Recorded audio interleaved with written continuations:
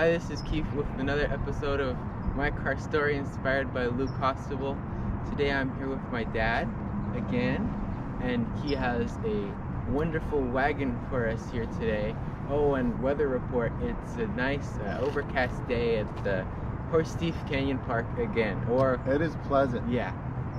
And what year, make, and model is this one? What we got here, son, is a 1961 Chevy Parkwood, big fat station wagon.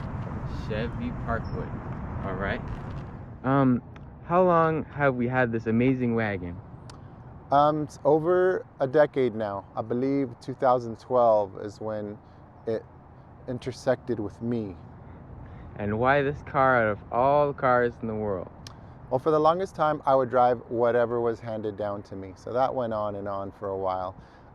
And then once upon a time, I was stuck in a fat traffic jam in Los Angeles, and I was next to a junkyard fix-it-up shop, and I looked over, and there was like a station wagon there, and I laughed like, remember when that was the thing, when that used to be awesome? And I remember I rode in one with my parents. I thought, if I ever come to a point in my life when I could get a car that's cool, it'd be funny to get a station wagon.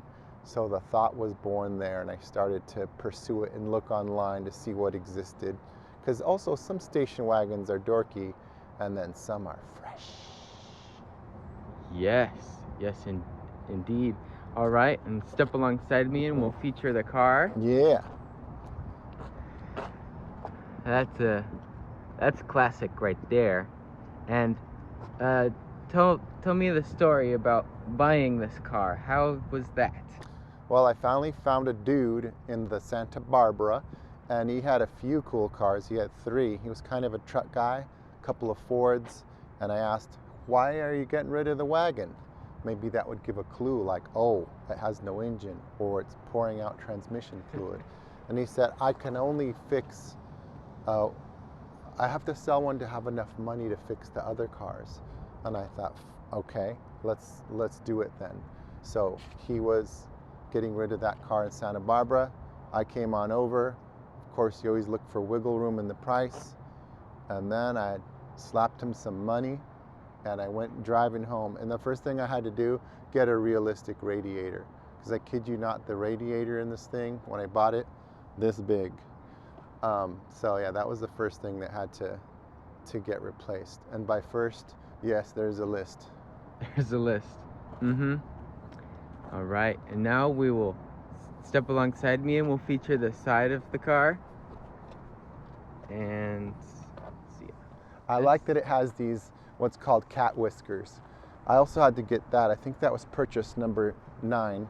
Because when you go alongside a curb, you can't see when the curb scratches until you hear So the little cat whiskers will let you know, hey, you're getting close.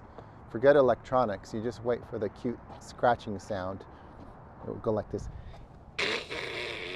against the curb, and that's when you know you're close, man. You better think twice about this parking job. Mm-hmm. This nice chrome stripe along the side, that's awesome. This thing here is an antenna. You're gonna have to Google that. But yeah, that's as retro as half this car right here. Yes. And I'll show this part. And I like also when they used to make bumpers out of solid metal, so it protected your car. It doesn't, like, you get in a fender bender. Look, here's a choice one too. What exactly were you doing that made a perfect dent like that one, and the rest of the car is just fine? There's a story there, and I don't know the story, but that bumper's solid. Yes, Sure it adds 600 pounds to the car, but what's gas mileage on this thing? They don't make them like they used to. Tell you what.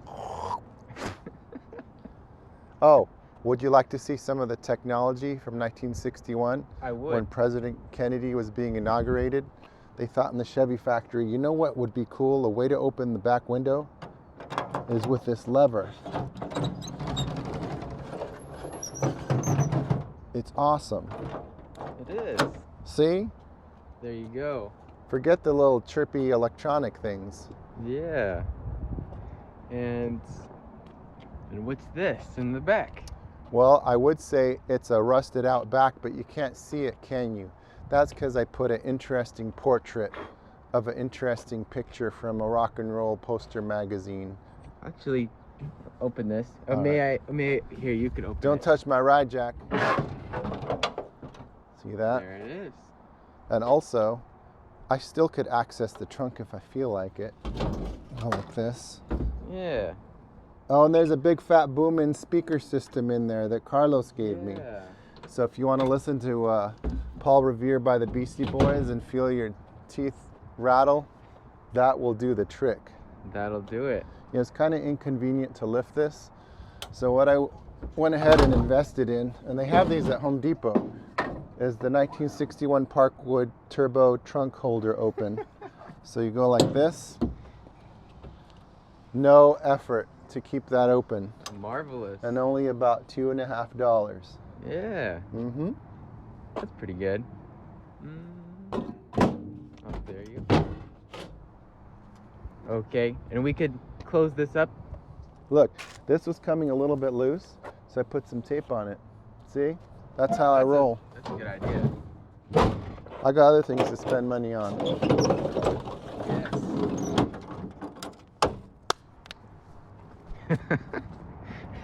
And I like these taillights. These taillights are cool. This is from like the end of the space age era where everything was kind of spacey. You see how they look kind of like Yeah, because late tail 50s they were things. having the jet airliner look on the station wagons.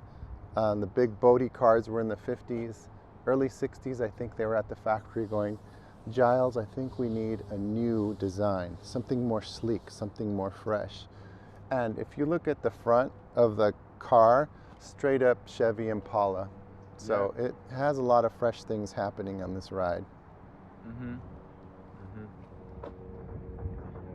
They kind of... Okay, may I open the door? We feature the interior. Go for it. Okay. Oh, you're gonna. Or I'm gonna. Oops. Yes. You Look have at your that. nice. You're living large and you have a couch to sit on. And of course, you have your ashtrays. Yeah. Well, where else do you There put you out go. a cigarette's my question. There's your back seat. All my friends smoke. All my kids. All my relatives. My pastor. That's not good. They're all smoking stogies. Okay, well, look at the front door.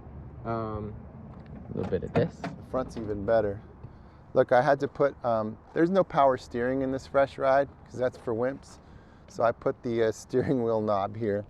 You hold on for dear life and crank it and you develop a Popeye arm, which is all right. If you do a 3-point turn, better just put the hazards on and scream because no one's going to be passing you for a while. It's just like, yeah. That's what it's like. But Yeah. it's a more physical experience. These days, you don't even know if your car's on. You just end up back at your house going, I don't know what just happened. Not with this ride. Nope. You have your nice triangle windows. I like the triangle windows. Yeah, sometimes you only feel a little bit hot, so you just open a little bit of window. Mm-hmm. And what I do, when I have my morning cup of joe and McDonald's, they like to serve it to you at about 7,000 degrees. That's too hot in my opinion. So you take the lid off while you're cruising, and you hold it right here while you're driving. Cools off your beverage, and you're ready to go. Yeah, that's how you do it. I appreciate that, yeah. And I'll feature this stuff. And you have your camera. In case I want to shoot some home movies, I'm ready to go. Period correct. Forget this iPhone nonsense. It's all a government scheme. Well, you gotta hear the horn. Sometimes it works, it's awesome.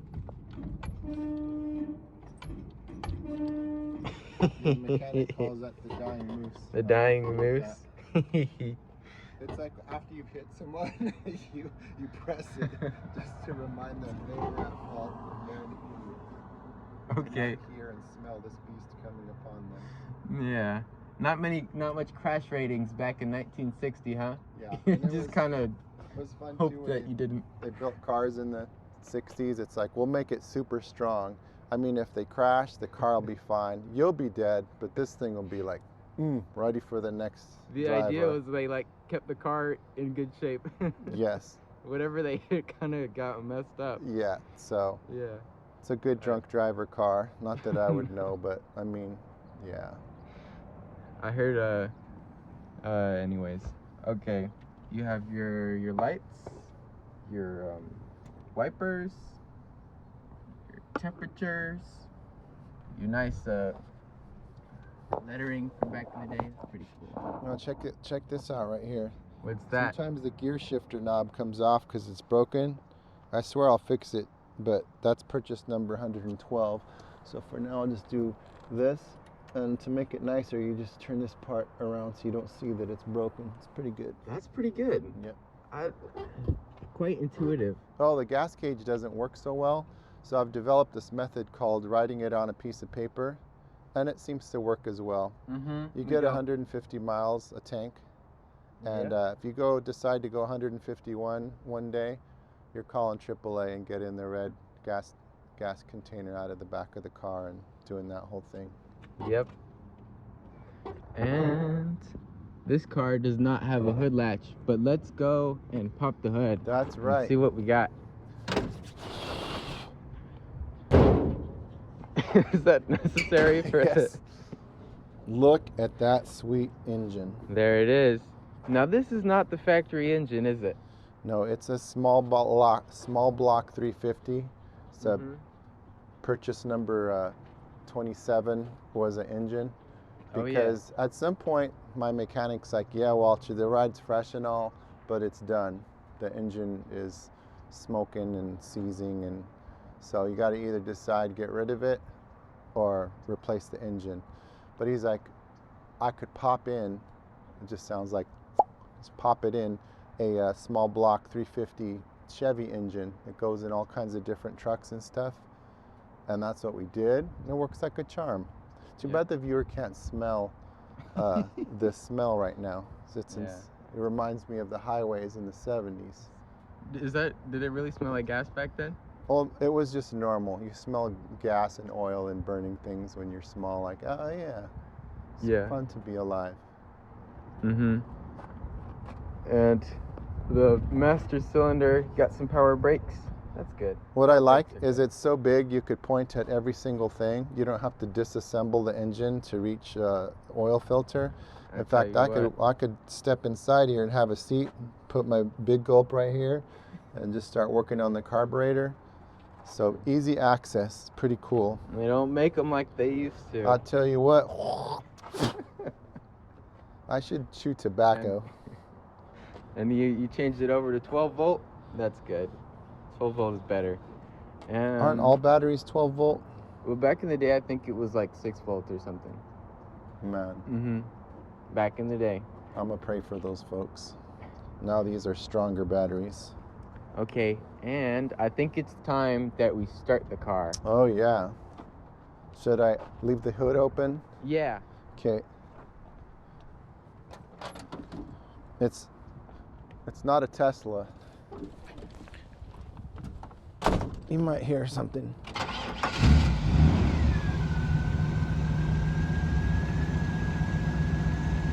That is great.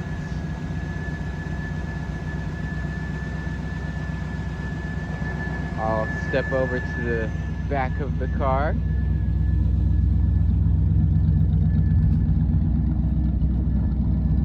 Got your dual exhaust.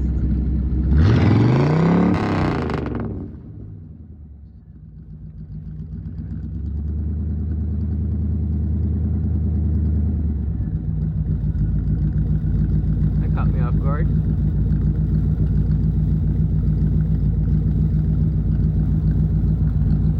That's nice.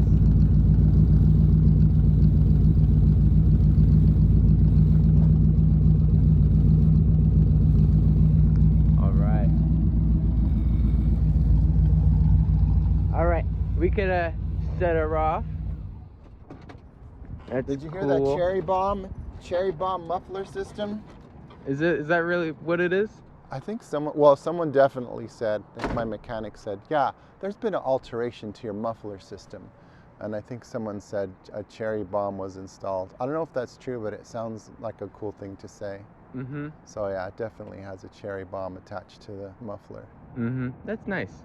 And we're getting to the end of the video where I ask where you see yourself in 3 years. Ooh. I asked you already, but I'll ask you again. Well, life is always changing. I see myself as wearing lots of different hats in this day and age. So I'll be doing a little bit here, a little bit there. It's good to have your eggs in different baskets. What if you wake up one day, one basket tipped over and there are no more eggs? So I think that's the road I'm going on. All right. And final thing, let's get a shot of the car rolling by like we did last time. Yes. That'll be good. That will be good.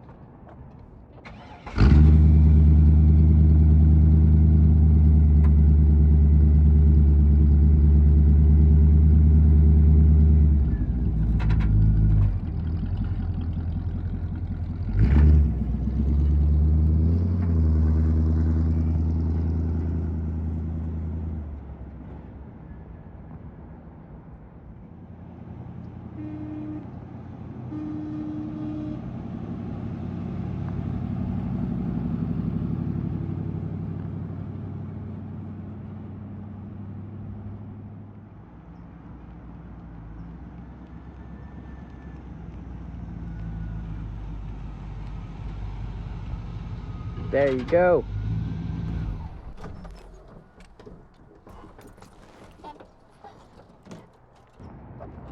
Thank you for being on my car story. This one's going viral. Viral? This one's going viral. I could smell it. I'm a little woozy from all the gasoline smell. That's how I know I'm alive. Okay. Smells like victory. Victory. Bye-bye. There you go. That was fun. It's fun to drive away like, oh, that shot's done. Oh, I'm being recorded. And start mumbling about anything. Oh, I'm going to let this lady pass. Oh, she's letting me pass. I wasn't going to let her pass anyway. Put a seatbelt on. So if I crash, they're going to need to be able to find my torso. Car will be fine, though.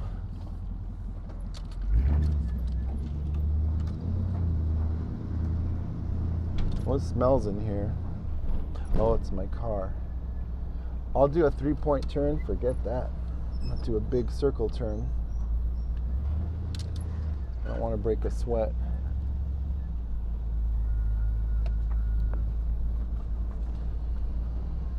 Oh. Did you want to? Oh. She's being nice. I wouldn't have let her go anyway.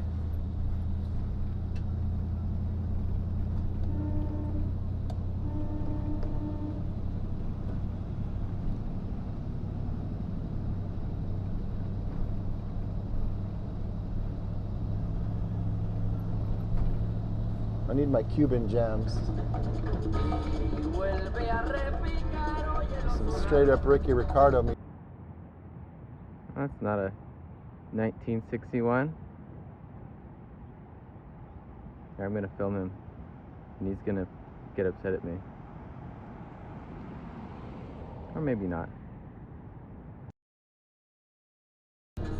Hi, I'm Ricky Ricardo and my band. Easy E.